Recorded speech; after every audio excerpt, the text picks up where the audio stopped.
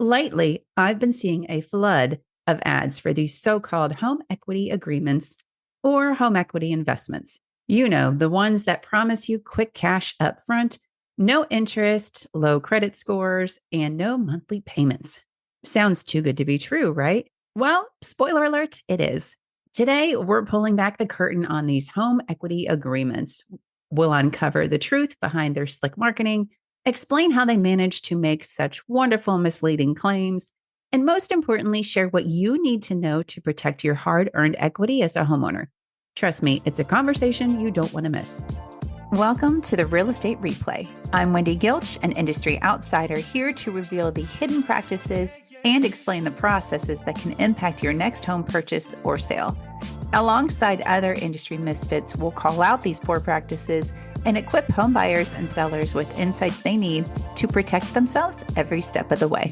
So, welcome to the Real Estate Replay. I am your host, Wendy Gilch, and today we have my lender pal, Chelle Prunkel, back with us to call out yet another misleading practice in the world of homeownership and mortgages, aka the home equity agreement. Chelle, I'm pretty sure that you are the most visited co-host we have at this point, right? I always lose track every time I bring this up. Is this your fifth? I don't know. Is it only four? Oh, we'll do another one. You're more than everybody else. So at least you're still the top ranked here. Chelle, the loudest. You're the most truthful and blunt. And that's why I like to have you on here, because you're not afraid to call shit out. So for those of you that don't know you, Chelle, if you could give them a quick background. And I want to note that Chelle is a wonderful contributor to our Rate My Mortgage Rate program and is always helpful in contributing to help explain to buyers what they're being charged, why, and what might be missing. So thank you for always contributing your time, Chelle. So, all right, real quick, tell people about yourself, and then we're going to rip the shit out of HEAs. Go ahead. I'm Chelle Prunkel from CP Mortgage Team, powered by Nexa Mortgage. We work with over 260 lenders, so we're not stuck by anybody's overlays for easier ways to say yes to help you get funded. How long have you been in lending now? Feels like forever between mortgages, and I used to sell cars too. So that's why when people try to compare it to a car, I'm like, nope, completely different. One value may go up and the other one's going to go down. Yes, and unless you're under a certain FICO score, they're not asking to verify your income to see whether or not you can afford the car or not. Right. And before we get started, I have a little housekeeping I need to do. Based on conversations on social media, in the place that may get banned and you'll never be able to find me again. Two things. One, Veterans United is not run by the VA. I want to make that very clear because someone didn't know that. And I'm pretty sure that they're in lending and do VA loans. So Veterans United is a giant ass company that pays a bunch of retired military people to be their influencers. And they give the appeal that they're run by the VA, but they are not. They are not related. But they sure do a good job marketing themselves as such. Number two, there are a ton of commercials, currently flat commercials, ads, whatever, videos on said social media that might not be here anymore by the time this airs, promoting a certain website that is asking you to sell your home for cash for a quick response because real estate commissions are so expensive and you will get more money in your pocket. Now, to this company, I believe it was Sell ASAP, which is just their handle. I don't know where you end up. I just want them to know that Open Door made the same claims and got sued by the FTC. So if you're selling to an investor, there's a good chance you're not going to walk away with more money because you're not putting your home on the market for everyone to look at it. So if you are that company, I would probably change your ads and maybe not say you'll walk away with more money in your pocket because you probably will not. So, all right, end of rant.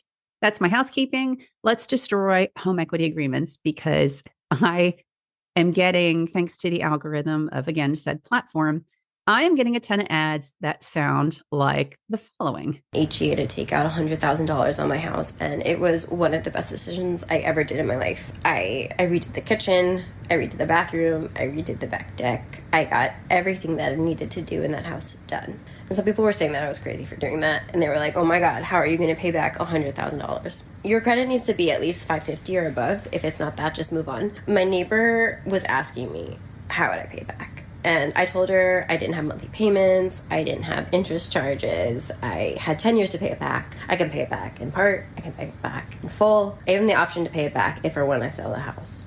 So, of course, after I told her, she did want to.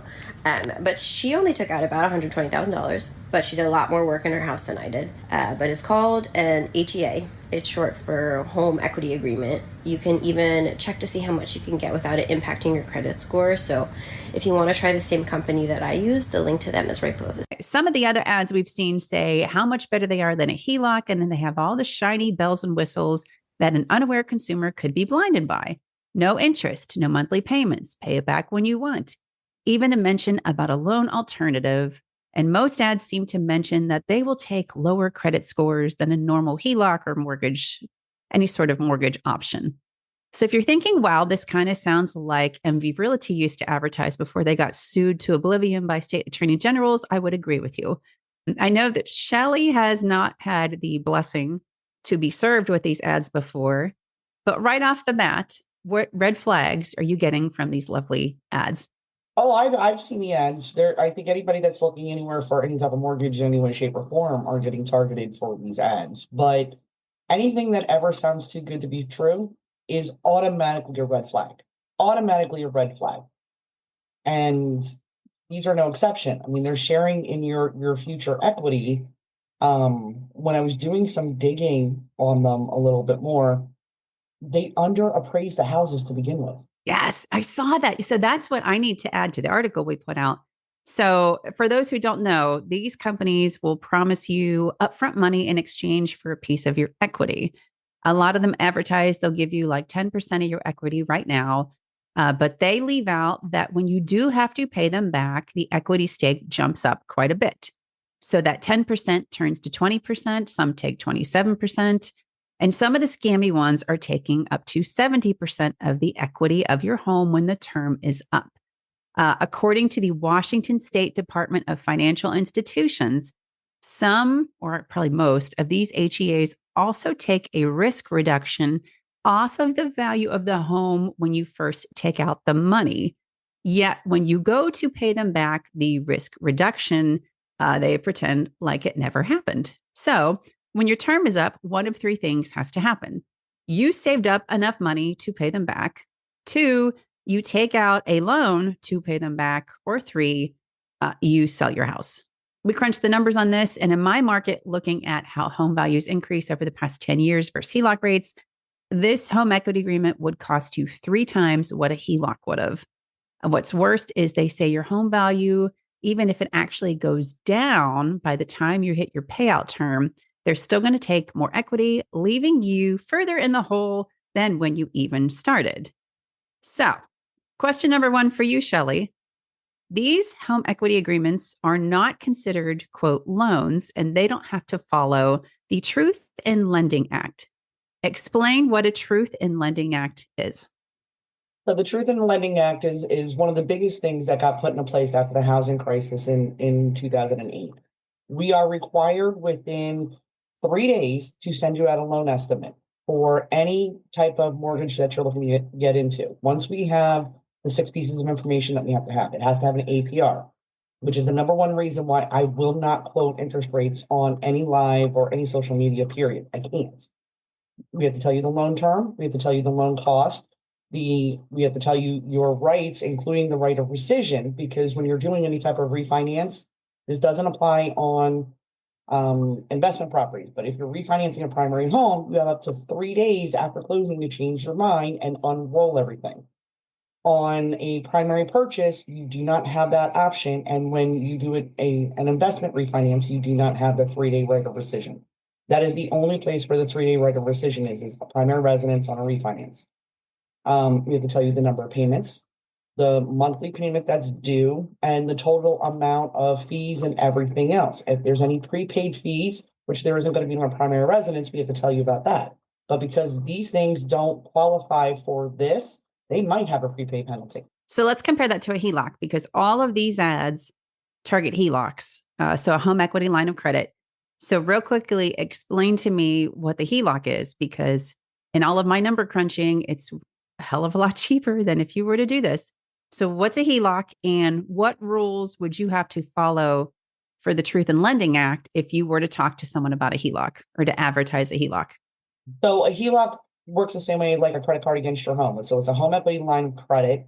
You can draw and repay, and there's different terms for that. The interest rate does change every single month.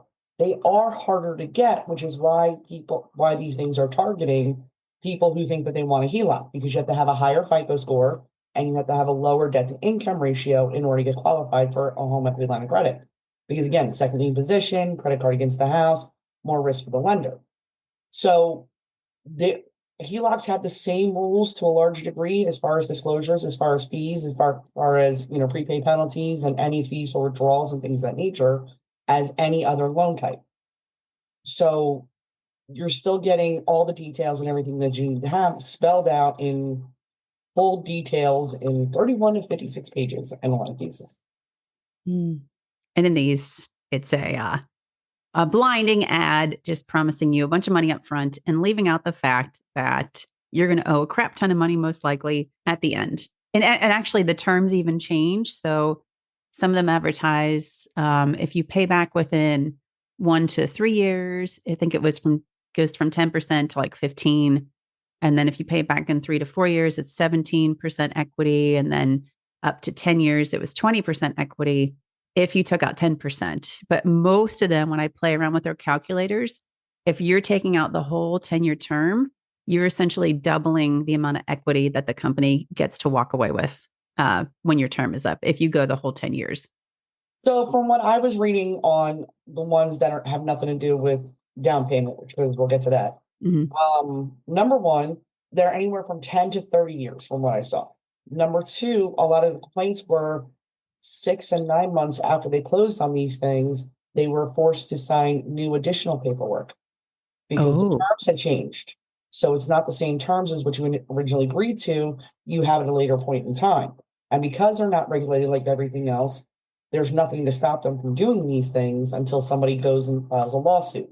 The other thing I noticed is, I think part of the reason why they're going after people for HELOCs is because anybody who purchased or refinanced during the whole world shutting down in order to have ridiculously low interest rates, everybody's afraid of losing that, lower interest rate to begin with, until they start running the numbers and realize that you're not really losing anything, especially if we're getting rid of high interest debt. But that fear of losing that low interest rate is causing people to go more after HELOCs and HE loans and not ask the questions as to how they can get in trouble with these things. And then now you've got this coming in. The other thing that I found interesting was they're going to charge 3 to 5% in origination. On top of what they're getting on the back end of it, they're charging you 3 to 5% in origination, which is insane to me. And 1 to 5% in closing costs. Well, that would be the same as if you were doing a refinance. So you're not saving anything there. And it looks like they're taking 5 to 25% of your overall equity, not the equity between when you borrow the money.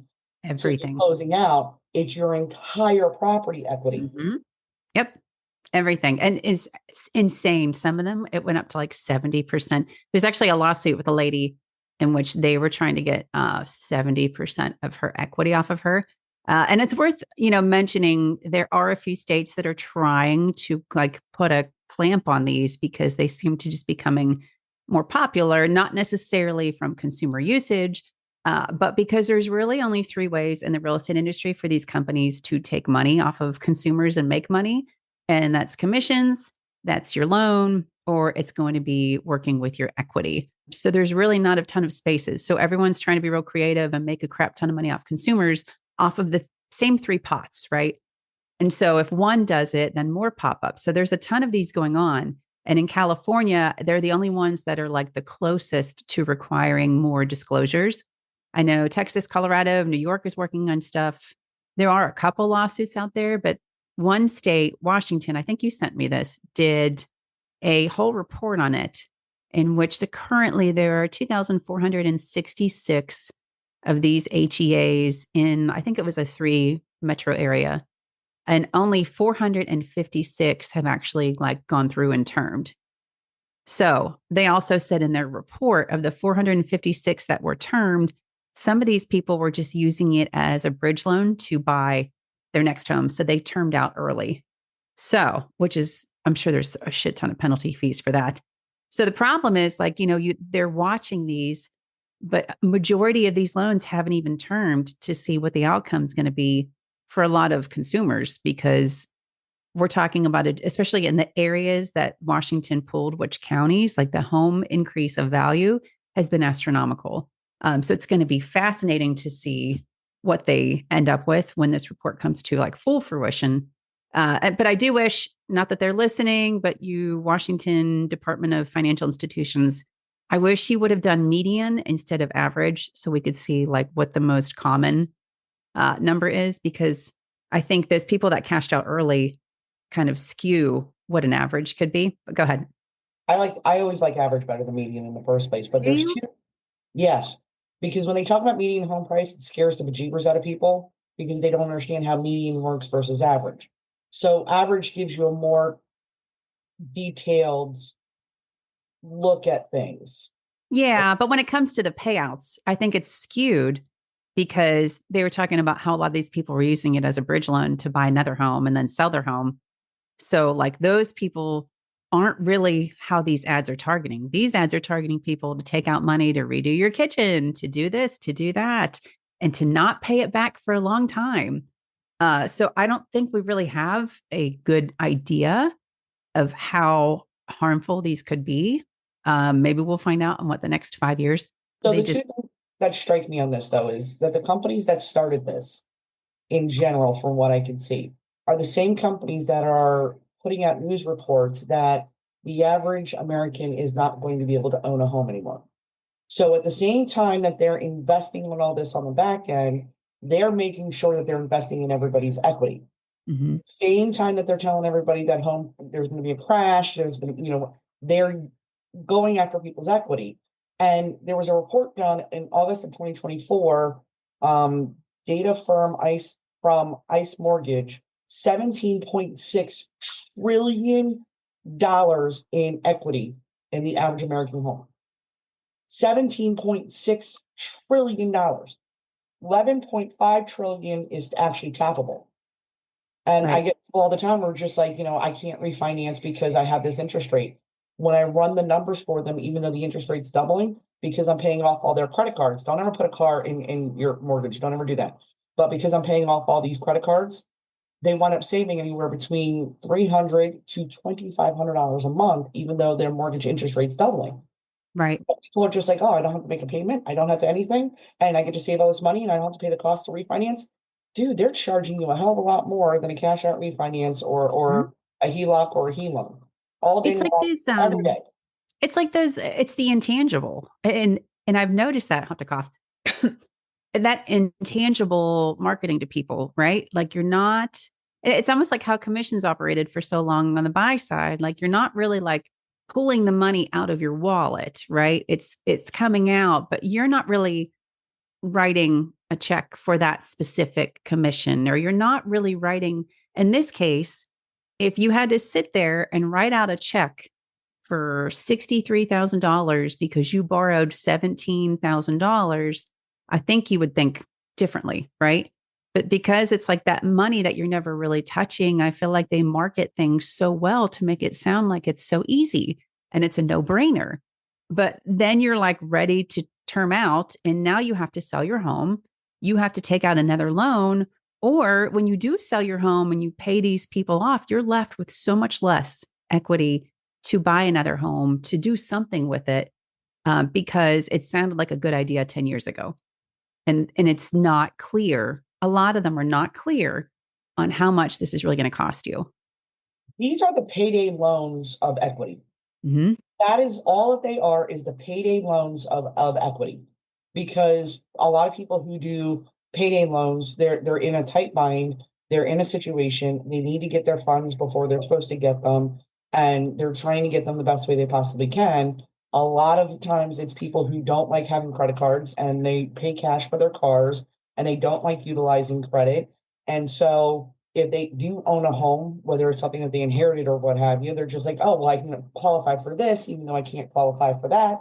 And this would help me out. But how much it takes from you, it strips your generational wealth. It completely strips your generational wealth. And now they're doing it as down payment assistance. I'm like, oh, no. Yeah. Well, that's my next question. But before I forget, that one company you said that does like financial education, I saw that and I was like, well, wait a minute. If you're teaching someone like true financial education, I don't feel like this product would be encouraged, right? Think. Yeah. And I'm like, well, what are you teaching people? And apparently they're teaching them doom and gloom. I didn't see that part. But I wondered that there's so much emphasis on like education and being like financially stable, but you're talking these people into doing this that's going to in 7, 5, 10 years really limit their financial capabilities, all because there's no interest and you don't have to pay right now. The ads alone, I just wish that TILA would apply to at least explain what's going to happen when you have to pay out. Like they don't even mention that the equity take increases. Nothing. No. And they don't explain, they don't make it fully clear that they're undervaluing your house at the time that you're taking it out in the first place. So Right. it's not an apples to apples situation. You can't say it's a shared equity program when you're not presenting the proper equity in the first place. Right. Oh, and then that ad, I was trying to play around with all these calculators they give you. If they would have taken out, the ad was $100,000. She claims she took out, who even knows it's a real freaking ad, because I can tell you the investor website, those are not all real users. They all just pay people to make videos for them. Anyway, so if she would have taken out like $100,000, assuming let's say she was in Washington, she would have to owe in 10 years $359,000 of her equity. So it goes from about 10% to 25%. Looking at home sales, if she would have 10 years ago signed up for this and taken out $100,000, it's student loans and payday loans all wrapped into one just bad idea. Mm-hmm. And completely, I don't want to say completely unregulated, but like the rules don't apply to how it needs to be explained or the dangers that could come from doing this program. And hopefully a state finally would consider them to be a loan product. But it's funny, like the way they advertise that, it's not a loan, it's a loan alternative. There's no interest and you don't have to pay us back right away. Reminds me so much of MV Realty, because that's all their ads. The low credit score, all of it was in their ads. That's the whole thing. And then they got sued to oblivion. So hopefully some of these companies will change how they market. All right, let's go to down payment assistant programs, because not that it's the same, but it does kind of work on some initiatives, because again, nothing is free and you really need to pay attention. So, all right, let's do it. I know this is your favorite topic. So let's go into down payment assistant programs. To my understanding, they share the appreciation difference and not the total home value. So they still want to tap into your equity, but a little bit different from an HEA. How do they work? Because it's part of the same company that's doing the primary mortgage, they're trying to stay more within the regulatory guidelines. Okay. And making sure things are a little bit more clear cut and concise. Because again, we are the most regulated industry that I can even imagine. So anytime you do a down payment assistance program, it's going to jack up your interest rate and add to your fees, because they need to get repaid that money somehow. Otherwise, they wouldn't be relending out that money. Even if it's a forgivable grant, because everybody's just like, no, it's forgivable. Yes, but they're still getting paid back. Come on. Right. When have you ever known a bank or a lender or anybody to give you money for free? Take my money, take it all. Right. No less to do something that is actually wealth building. They're going to get their money back. I'm not saying it's a bad thing. I'm just saying let's all be aware of what we're into. I have a lender who's doing this shared appreciation program. So during years 1 through 3, if you refinance or you sell the property, they're taking 100% of the appreciation, not of the entire value of the house, just of the appreciation within the first 3 years. So HEA is total house value. A down payment assistance is like the home was worth $200,000 and you're selling it for $230,000. They're taking $30,000, correct? Essentially. So if you Yeah. bought a $250,000 house, year 3, that house would be worth about $270,400 with appreciation at 4%. They're taking that additional $20,400. They're Right. they're not taking it from the whole percentage. They're just taking it from the appreciation itself. For year 4 to 5, they're taking 60% of the appreciation on or after the due date of the 60th payment. Then they're only taking 40% on an FHA loan or 30% of the appreciation for USDA loans. So FHA, they're taking 40, USDA, they're only taking 30% of the appreciation. So again, that additional $20,400, they would only be taking 40% of that versus the entire thing. If the first 1 to 3 years, they would wind up taking that full year. But on average, home appreciation is anywhere between 4 to 6% historically. So, the first 3 years, a lot of people are going to refinance in the 3rd year to the 7th year. Mm-hmm. But you just have to know how that works. I think that's the hard part is I think everything, the way it's marketed, and not that a down payment assistance program is to the level of an HEA, but like there's always strings attached. But the way things are marketed as like free or no payments or no down payment or $20,000 grant or, there's so many things that go into this to make that possible that you're eventually paying one way or another. And I think that a lot of times that marketing isn't really clear. And so home buyers are looking at it like it's a good opportunity. And it could be if you're in that position, but you have to know that you're actually paying for it one way or another somehow. Everything's got pros and cons. The question is, does the pros outweigh the cons? And, I get very irritated when I hear real estate agents talk about down payment assistance programs because they do say it's free money to buy it. No, it's not.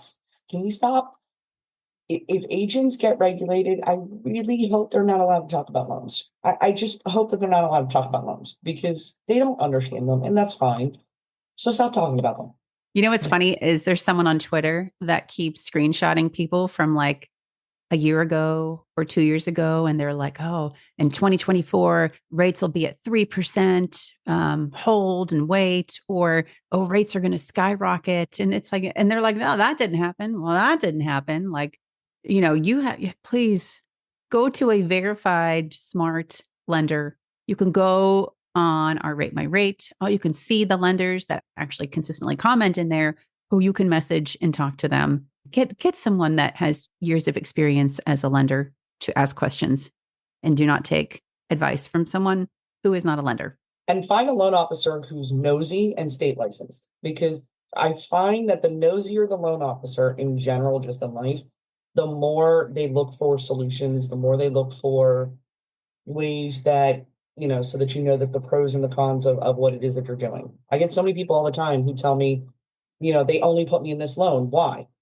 I don't know why. If you qualified for more than that, they need to show you more than that and let you decide for you. When I run the numbers on putting 3.5% down versus putting 10% down, and people see that on a $250,000 loan, it's only changing your payment by $128. They're like, well, why would I put an extra $16,000 down? I don't know. Why would you do that? Yeah. Well, it's funny you mentioned that because there was a Chase and a click to close loan posted on Rate My Rate. And Tammy Metzger was talking to the person. And unfortunately, like they waited too long and they were coming up to closing to even switch. Like is a little dicey. But she said to them, like, why did they put you in this type of loan? Like you realize you could do XYZ, or you could do this, or you could do that. But now you can't because like, I forget what the time frame was, but it was just too risky to try to do something different. But that's the thing. I think that sometimes a buyer just kind of gets the paperwork and it's like, oh, I guess this is what I qualify for.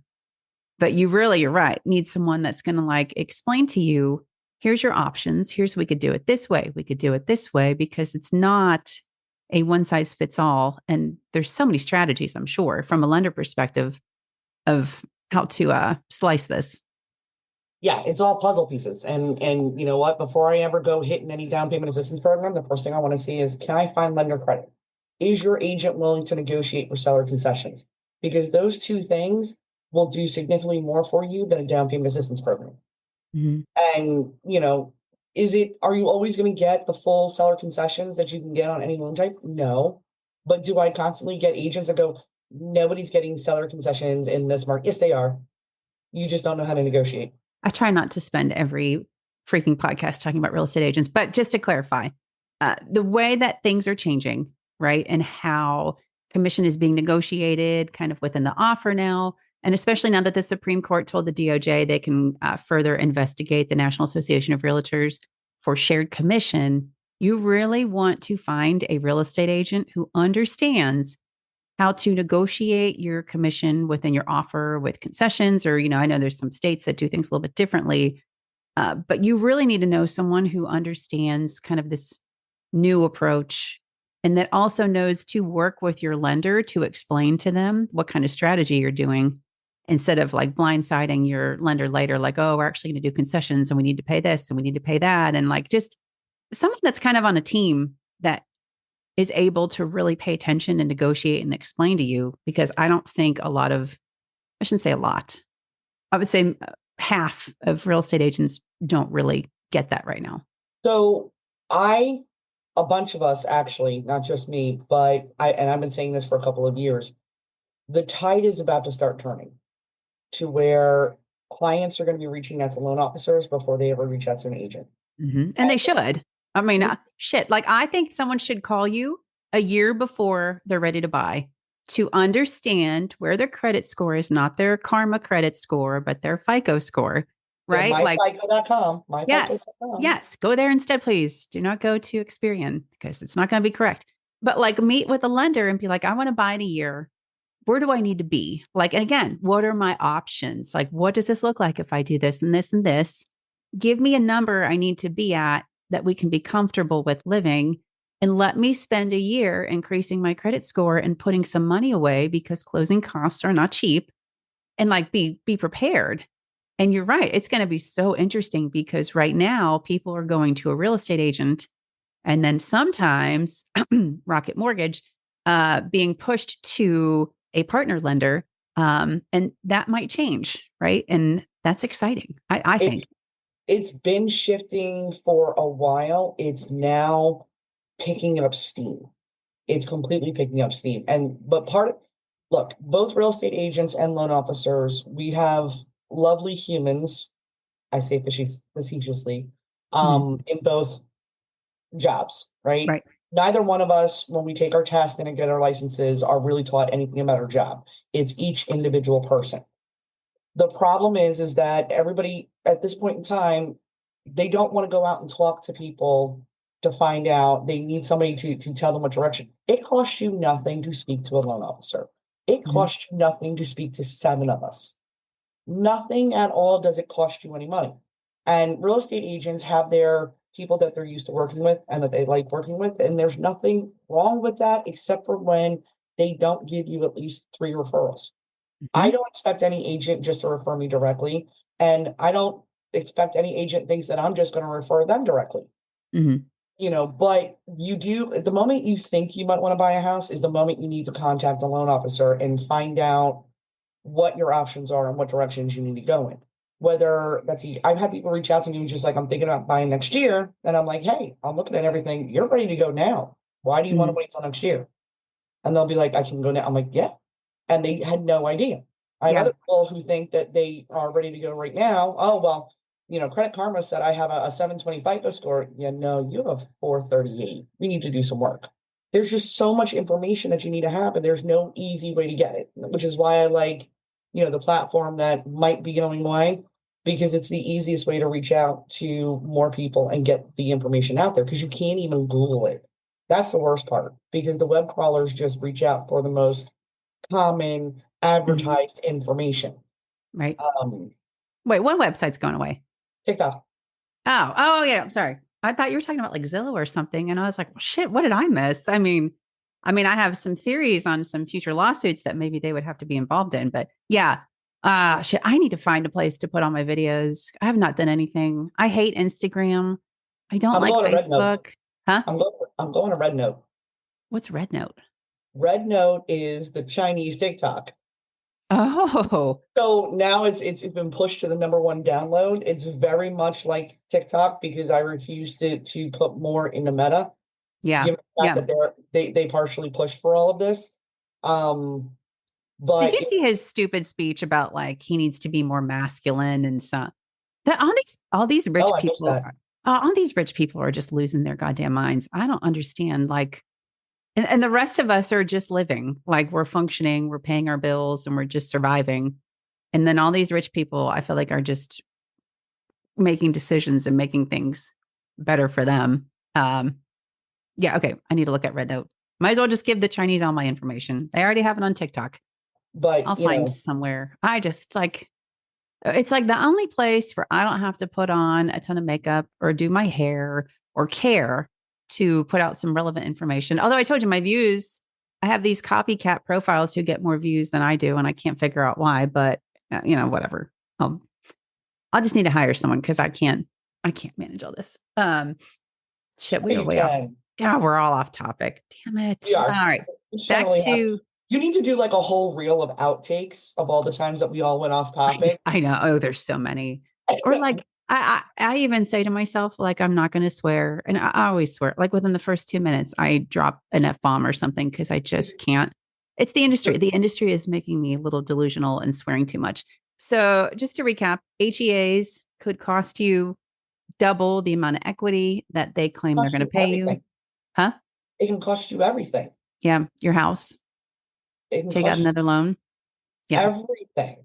Because if they're already starting with below market value and they're taking all of the equity based on the new value, not just the equity difference, Right. it can cost you everything. One of the concerns about HELOCs is if you take out a HELOC and it locks down, but it's accrued so much additional things to it, you can wind up underwater because of a HELOC. Easy. Mm-hmm. This is way worse. Yep.